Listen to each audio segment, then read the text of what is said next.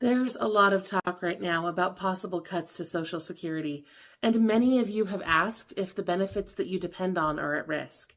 I've seen your concerns in the comments, so today I want to break down the facts, the rumors, and what's really happening right now. As you know, I'm Nicole from Low Income Relief. The entire purpose of our channel is to help those who are struggling financially make ends meet. I work very hard to make sure that this channel is trustworthy, accurate, and helpful for our subscribers. There's a lot of speculation out there, but we're going to do our best to keep this unbiased, neutral, and simply informative for you. So to understand the proposals that we're going to talk about today, you need to understand that they all center around the Social Security budget shortfall. And I know that this is something that everyone is aware of, but maybe not in specifics. So we're going to start with a little bit of background so that you can understand what's at issue here. In September, the chief long-term analyst for the Congressional Budget Office testified that the trust fund will be depleted in 2033. She said that there were two things they could do to avoid this. They could raise the Social Security payroll tax rate by 35%, which would increase it from about 12.4% to 16.7%, or they could cut benefits by 24%. Back in May, it was estimated that Social Security would not have to cut benefits until 2035, but at that time there would be a projected 17% cut to benefits when the trust fund finally ran out. This was an improvement over previous years, which said that they would have to slash benefits by 23% when that happened, and that's a lot. So consider it this way. The average Social Security payment is around $1,700 a month. A 17% cut would take away $289, reducing that payment to $1,400. A 23% cut would take away $391, which would leave just $1,309.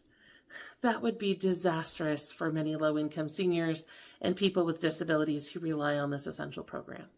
I think we all agree that the budget shortfall is a problem. What most of our lawmakers can't seem to agree on is what to do to fix it. And that's really stressful for a lot of people who are watching and waiting and worrying about their future benefits. For example, one of the biggest topics in Social Security news right now is the Social Security Fairness Act, which has just passed the House and is now headed to the Senate. This bill could have a big impact, especially on seniors who worked in public service jobs. To understand why this bill is such a big deal, you need to understand that Social Security has a lot of very complicated rules. The Fairness Act focuses on two of those rules that can reduce Social Security benefits for some people who worked in certain jobs, like teaching, police officers, and firefighters. The first rule is called the Windfall Elimination Provision, or WEP. This rule affects people who worked in those jobs where they didn't pay Social Security taxes. Even if they later qualify for Social Security benefits because of their work at other jobs, the Windfall Elimination Provision can reduce the amount of money that they receive. The second rule is called the Government Pension Offset, or GPO. This one affects spousal or survivor's benefits. If you're supposed to receive Social Security benefits based on your spouse's work record, but you also have a pension from a public service job, this rule can reduce or even completely take away those benefits. Now, these two rules end up working together to reduce Social Security payments for many people, even those people who worked and paid into Social Security at other jobs. The Social Security Fairness Act would eliminate both of those rules. If it passes, it means that more seniors could keep the full benefits they earned or are entitled to through their spouse. This could be really helpful, especially for low-income seniors. The bill also says that it applies to benefits payable for months after December 2023. So I'm not 100% sure on this, but it looks, based on the wording, like eligible beneficiaries may even receive back pay starting from January 2024 as well, if this passes. This sounds like great news for individuals who have been affected, right? That's why supporters of the Social Security Fairness Act say it's about fairness, making sure that public servants like teachers, police officers, and firefighters get the benefits that they've earned. But others are concerned that getting rid of these rules might drain the Social Security fund even faster, making it harder to protect benefits for everyone in the future. After all, the Congressional Budget Office concluded that the elimination of these rules would permanently increase how much Social Security pays out, and it would worsen the deficit and cause the trust fund to run out even faster. It's a tough choice for sure. So what do you think? Should these rules be eliminated to help people who worked in those jobs, or should those rules stay in place to protect the trust fund? I would love to hear your thoughts. And make sure to let your elected lawmakers in the Senate know what you think as well. This bill has already passed through the House, but now it's up to the Senate to make a decision on whether or not this bill should advance. Reach out to your elected senators in Congress and let them know how you feel about the Social Security Fairness Act. Of course, that's not all, though. There are more changes being discussed that could help seniors in the short term while putting the long-term solvency of Social Security at greater risk. Let's talk about another trendy topic right now, and that is eliminating taxes on Social Security benefits. There has been a lot of talk about this recently, and some people are understandably concerned about whether this will actually hurt or help them in the long run. So here's how it works right now. The federal government taxes Social Security benefits if you earn above a certain amount. If your income is low, you probably don't worry about these taxes at all. But if you make more, I believe the cutoff is $25,000 for individuals or $32,000 for couples, then a portion of your benefits can be taxed. Those taxes only ever apply to up to 85% of your total benefit, no matter how much you make. Now, as weird as it sounds, Social Security relies on those taxes to help fund the program. This policy started in 1983, and it appears that all of the money collected from these taxes goes right back into Social Security. It's not used for any other programs.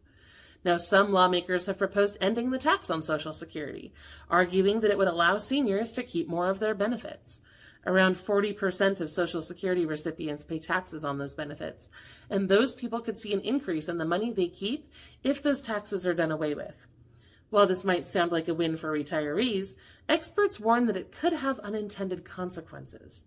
Since the taxes collected on the Social Security benefits go directly back into Social Security, eliminating that revenue stream could further strain the program's finances and potentially speed up the depletion of the trust fund. In fact, the Nonpartisan Committee for a Responsible Federal Budget estimates that the proposed changes could cause Social Security to run out of money 3 years sooner. And because of the new changes, they estimate that Social Security payments would have to be cut by 33% when the money runs out.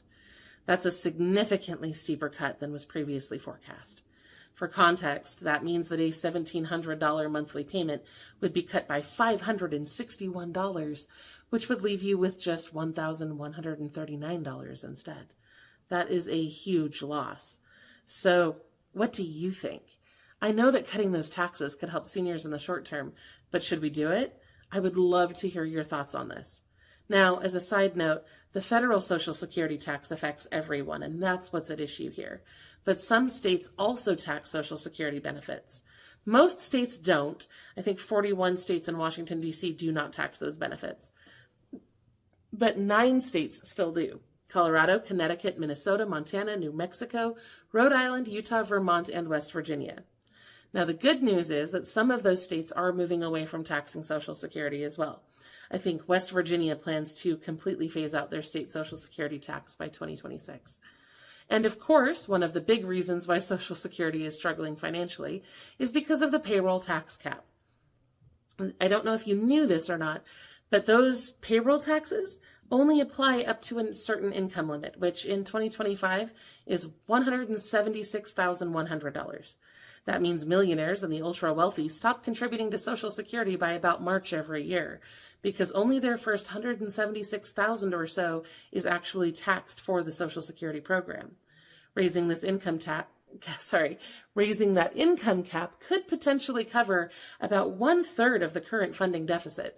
It's not enough to fully fix the problem, but it would certainly help. And now, despite all of this talk about budget shortfalls, it is important to recognize that Social Security makes up about 1/5 of the total federal spending. It's about 22% of the federal budget. So there's still a big chunk of change flowing into this program, but it's clearly not enough to meet demand. More people are drawing Social Security benefits, and that means that more money needs to be spent on those benefits and on keeping the program running, which is something that's often overlooked.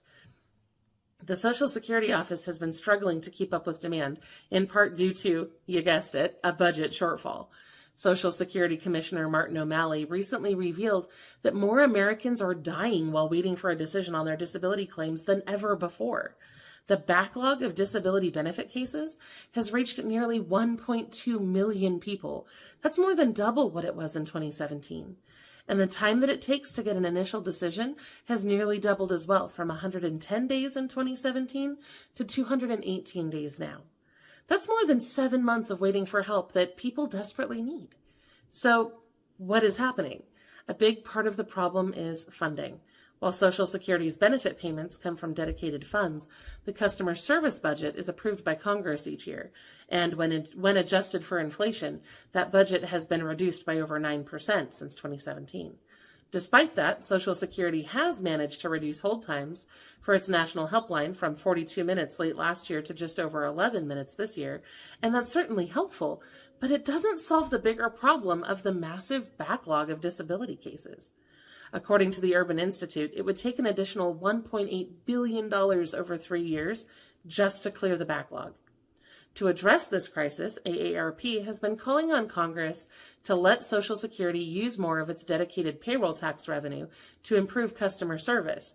But since that fund is already being stretched so thin, it's not really clear if that would be helpful overall.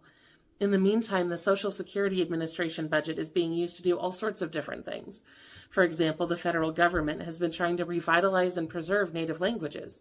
So the Social Security Administration recently announced in a blog post that they were translating more of their documents into native languages like Yupik and Navajo. There's obviously a lot going on here, and there's a lot to be concerned about. But I'd like to leave you on a helpful note. Despite all of these challenges, it's important to remember that Social Security remains one of the most significant and impactful programs in our country. In the short term, many of these proposed changes, like the Social Security Fairness Act, could actually increase benefits for millions of Americans.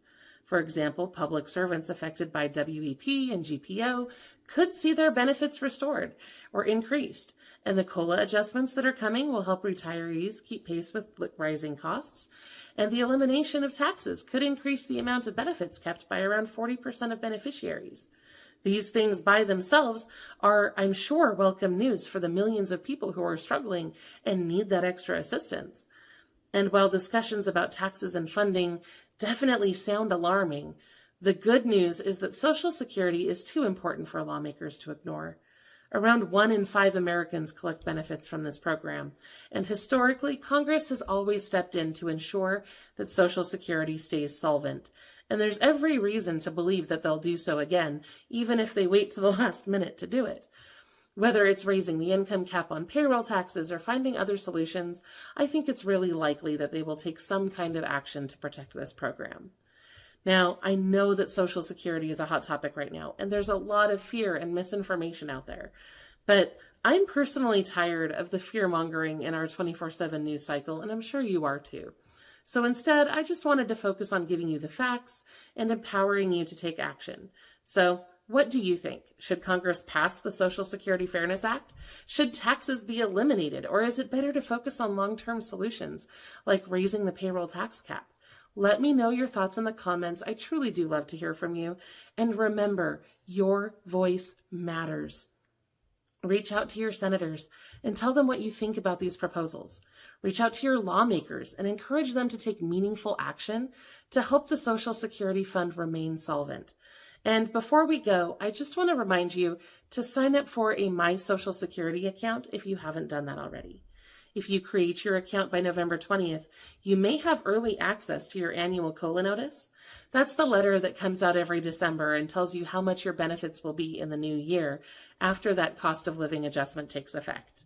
They're still going to be sending out those printed letters, but you may be able to get an earlier sneak peek in your My Social Security dashboard if you have an account, as long as your account is created by November 20th. That's the cutoff for being able to see your letter in that dashboard, and I highly recommend that you get that done in time.